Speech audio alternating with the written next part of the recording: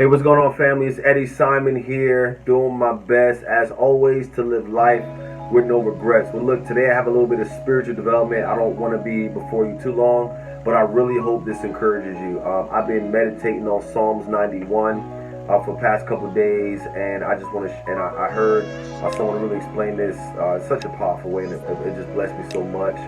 So I want to share it with you. So I'm not going to read the whole psalm. I just want to focus on one verse that highlights something very powerful, but I will give some background. With Psalms 91, it talks about the confident and happy state of a Christian believer, even in the midst of challenges, right? So if you read Psalms 91, it says things like, the Lord is my refuge. The Lord is my fortress. I'm going to be hidden under the shadow of his wings, which is like a metaphor, right? Essentially saying I'm protected under God's protection. It talks about how God is going to give the angels charge over me, meaning they're like my bodyguards that are in charge over my life, and I'll always be protected. It talks about how there's going to be so many enemies that come my way, but they're going to fall to my left and to my right. It talks about how I'm going to see with my eyes the consequences of the rewards of those who do wickedness, right? So this psalm it just seems like, wow, in a world so full of chaos, turmoil, and just craziness, right? As a believer, when I read Psalms, it's like, wow, I don't have to worry about any of this stuff. Because here, Psalm 91 is telling me that there's this immense amount of protection that I'm going to experience. But what I want to highlight is verse 14. Verse 14 is so powerful because it tells us why. It tells us why we're going to experience, or we do experience, all this protection and provision and all this peace and confidence, essentially, is what it is. We experience so much peace and confidence even in the midst of turmoil, even in the midst of craziness, right? I'm shooting this video right now in 2020, which I'm sure no matter when you're going to watch this video in the future, I'm sure we can say that the first and second quarter so far of 2020 is one of the craziest times of all history. We have the outbreak of the pandemic.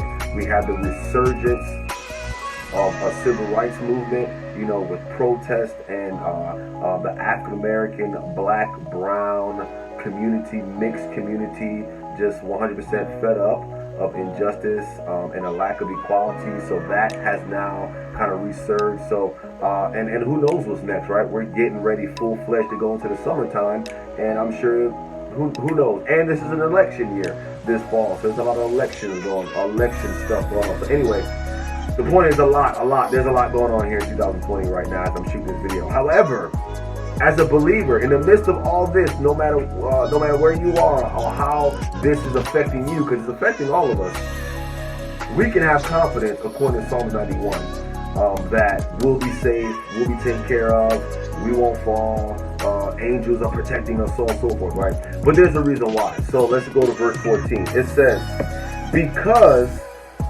he hath, talk about you and me, she, he. So let's just say, because, you can put your name in it. It's a really good way to read scripture. So let's just put my name in it, because my name is Eddie. Because Eddie has set his heart upon me. And me, he's talking about God is the one speaking here. So let's just make it plain. Because Eddie has set his heart on God, therefore I, God, will deliver Eddie. God will set Eddie on high because Eddie has known God's name, right? Clearly, I threw names in there so it can, because if you don't have the Bible in front of you as I read this, it may not make sense. But the scripture says, because he has set his love upon me, therefore I will deliver him. I will set him on high because he has known my name, right? So if you make it personal, okay, boom, because I have set my love on God, God is going to set me on high. Meaning, when everything else is going crazy, I can be confident that I'm going to be above all the challenges that's going on. And because of that, he set me on high because I've known his name. So what are the two key things here? I've set my love on him, and I've known his name. Because of these two things, because of these two decisions that I had to make, is the reason why I can expect to receive all the things that Psalms 91 says. Because of a decision to set your love on God and to know His name, you can experience and be confident in what Psalms 91 says, even in the midst of craziness, whether it's global, national, or just your personal life, right? In your family or just in your personal life. So what do these two things mean? And I'm going to be done. Set my love on God. Let's keep it very practical. When you love something, you love your favorite food, your favorite TV show, your favorite material thing, car, boat, job, whatever, right? We spend time on it. We spend mental energy on it. We think about it. We're emotionally spent and connected on it, right? I mean, have you ever been so entrenched in something emotionally that you don't have room to love or to emotionally have connection to anything else? I mean, if you're anything like me, you can experience this. You can have emotions, but for so many things, right? So, but when you love something, you spend your natural resources on it, your money, physical energy. You go out the way. You set your schedule around it so you can make sure you have time to focus on that thing that you love. It's the same way with God. When it says here in verse 14 that He has set His love on me, on Him, on God. Wow, like you think about, man, I set a clock, or I set a picture on a wall, or I set an alarm, right? It's something that you have to actively do in order for it to function. And second, it says, we have known His name. To me, that just speaks of intimacy. Many people say they know the Lord, they talk about Him, right? We all show faith, we all get it. A lot of us, we do it in our own personal lives with different things. We act like we know something, or we know about something we really don't, right? But I believe when it says He's known my name, that speaks about intimacy. That this is not something, God is not something we talk about or we just add on to our resume, but God is a person that we spend time with on an intimate basis. Every single day, we connect with Him, we connect with His Word, we actually communicate with Him to the point where we actually understand who God is. We don't just know Him about His name, but we know His name, we know His personality, we know His ins and outs, we know His thought processes, because we have history with God.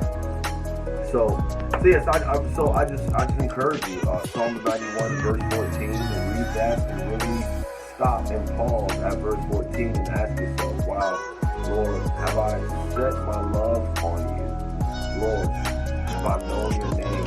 The Bible talks about the New Testament. It says many will come and say, Lord, Lord, I've done this, I've done that. And He said, and He's going to respond, depart from me, I never knew you, right?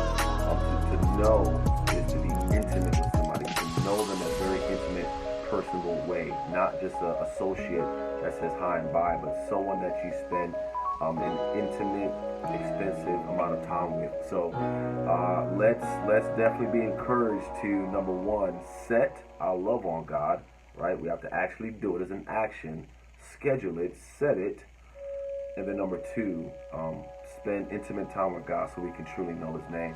Look, be encouraged, live every day